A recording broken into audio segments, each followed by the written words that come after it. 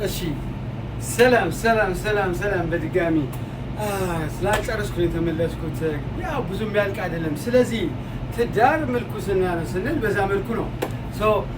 የተዋደደ ሰው ተዋዶ የተጋባ ሰው ተፋቅሮ የተጋባ ሰው ግፋ ቢል ቁጭ ብሎ ዲስከስ አድርጎ ይለያይ ይሆናል እንጂ አይዘራረፍም፣ አይከዳዳም። አሁን የሚሰጡን አሁን የሚያስተምሩን ነገር በህግና ህግ ብቻ ፍቅር የሚባል የለም። በጥቅማ ጥቅም ብቻ እንደራደር። ኧረ ተው። የትኛው ሀብታም በኋላ የትኛውን ያፈቀረችው እንደሃ ልታገባ ነው? መዘራረፍ ካለ የትኛው ሀብታም አምኖ የትኛውን እንደሃ ነው የሚያገባው? መዘራረፍ ካለ ኧረ በፍቅር እንኖር፣ በፍቅር እንጋባ። የሌለ ነገር ከምረን ወደ ውጪ እንዲወስደን ሀብታም ስለሆነ ታዋቂ ስለሆነ ብናገባው የትኞቹ ታዋቂዎች በፍቅር በትዳር ሲኖሩ አይታችኋል? ናቲንግ። የትኛዋ ታዋቂ ሰው ነች? የትኛዋ ታዋቂ ዘፋኝ? የትኛዋ ታዋቂ ተወዛዋዥ ዳንሰሪ? የትኛዋ ታዋቂ አቀንቃኝ? የትኛዋ ታዋቂ ቦክሰር? የትኛዋ ታዋቂ የትኛዋ በፍቅር ስትኖር በትዳር ስትኖር አይታችኋል? ናቲንግ።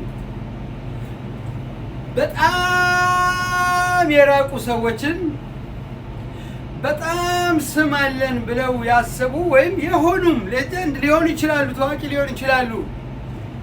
ያለ ፍቅር ስንጣበቅባቸው እዳው ከባድ ነው። እነሱ አይተው ሲወዷችሁ ደግሞ እናንተ መውደዳችሁን መዝኑ። ለምን? ገንዘብ ስላለው እንደ ሸቀጥ ሊገዛሽ ነው የፈለገው።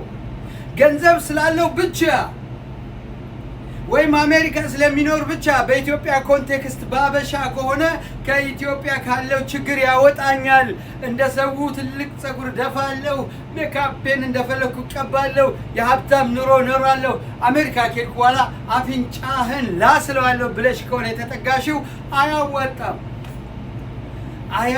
ከዛ በኋላ የእንባ የሀዘን ህይወት ነው የሚሆነው። አንደኛ ፈጣሪን ትረሻለሽ፣ ሁለተኛ የተነሳሽበትን ትረሻለሽ፣ ሶስተኛ ያደግሽበትን ትረሻለሽ። ነገር ግን እሱ ውጪ ስለሚኖር ዲያስፖራ ስለሆነ ወጀሽ ነው ብሎ ሲመጣ የመውደዱን ሚዛን ለመለካት ያንቺን ልብ አውቀሽው ወደሽው ከሆነ ብትጎጅም ታገኘዋለሽ። ነገር ግን አንተ ዲያስፖራ ሆነ አሜሪካ ስለሆነ የምትኖረው በገንዘብ እንደገዛት ለመቁጠር አወዳድረህ ስንት ቆንጆ አለ ብለህ ነገ ጠዋት በካልቾ ልትመታት ከሆነ የምታገባት ትርፉ ኃጢአት ነው። አብረሃት ከማትኖረው ሰው ጋር ያልወደደችን ሴት እንደ ሸቀጥ ገዝተህ እንደ ዊዘንድ ስሮቃ መጣል፣ እንደ ስታርባክስ ኩባያ መወርወር ከሆነ እሱም እኮ የጋርቤጅ ቃለው እዚህ አሜሪካን ሀገር ውስጥ ያስቀጣሃል። እሷ አሜሪካ እንድትወስድህ ከሆነ ወዳህም ከሆነ ራስህን መዝን። ገንዘብ ኖሯት ሀብታም ሯጭ ሙዚቀኛ የሆነ ሌጀንድ ብትሆን እንኳን ወድጄ ነው ብላ ከሆነ የመጣችው አንተ ውስጥ ተቀብሏል ወይ ነው? ወድሃታል ወይ ነው ጥያቄው።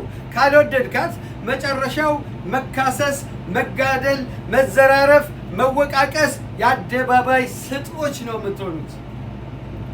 የአደባባይ መተረቻና መሳቂያ ነው የምንሆነው።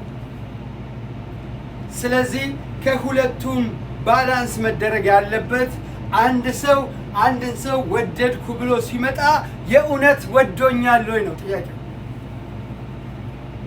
ፊውቸሩን ከፈለግሽው ነገ አብረሽው የመኖር ህልም ካለሽ ወድጄሽ ነው፣ አፈቀርኩ፣ አበድኩ፣ የኔም መቤት እዚህ ጋር ቁጭ በይ ሲልሽ ልብሽ እየነገረሽ ነው ወይ? ሁልጊዜ የምለው እሱን ነው። ልብሽ ነገረሽ? እውነት ከፈጣሪሽ ጋር ተማክረሻል? ጸልየሽበታል? የእናት አባቴ አምላክ እርዳኝ ብለሽ ተማጽነሻል? ያ ከሆነ ብቻ ነው መልሱ ጥሩ የሚሆነው። ወደድኩ ብላ ስትመጣ ወይ በሰው ሊሆን ይችላል ያገኛት፣ አግባ አግባ ተብለ ይሆናል የምታገባት። ፈልገሃለሁ የኔ ቆንጆ ነበር። ፈልገሃለሁ ልብህ እሷን ፈልጓለሁ። እውነት ወደሃታለሁ። የልጆቼ እናት ብትሆን የእናቴ ምትክ ናት የሚል ውስጥ ነግሮሃል። ከነገረህ ጥሩ፣ በቃ እሷ ነች አንተ። ካልሆነች ግን አትንካ፣ አትርከስ፣ አታርክስ። ገላ በራሱ ክቡር ስለሆነ ገላ በራሱ አትስረቁ እያለን አታመንዘሩ እያለን በልጅነታችን አጠፋን። እንዴት ስንጎለምስ እናጠፋለን? በጉርምስናችን ወቅት እኮ ለኮስን፣ አጨስን፣ ቃምን፣ ጠጣን፣ ገደልን፣ ዘረፍን፣ ደበደብን፣ ምናልን፣ አስወለድን፣ ወለድን፣ ኃጢአት ውስጥ ተርመጠመጥን። እንዴት በስተርጅና እንዴት ወደ ሞት እየሄድን።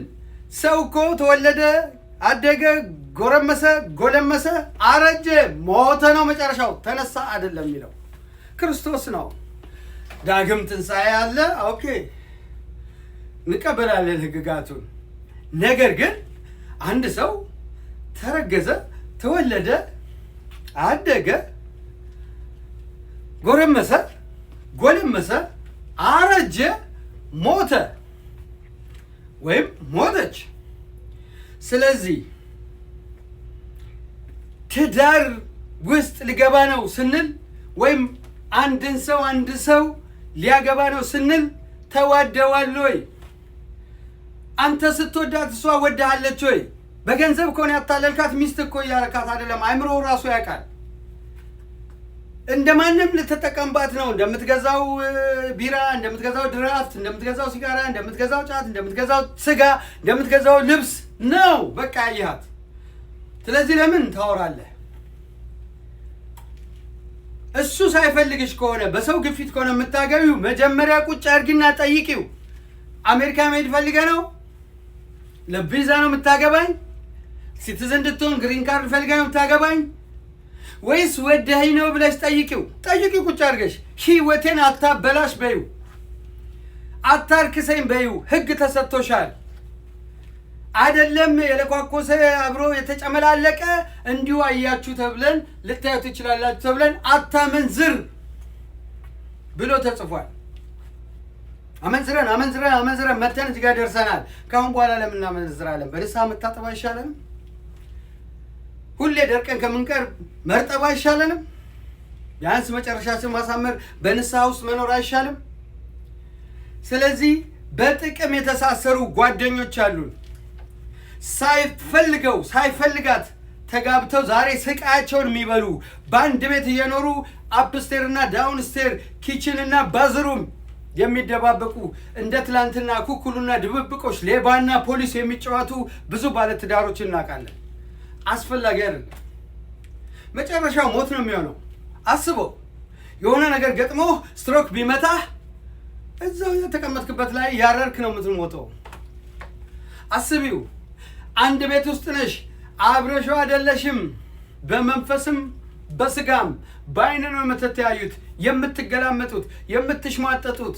ነገር ግን አንድ ነገር ብትሆኚ ምን ያህል ተቃጥለሽ ነው የምትሞቺው?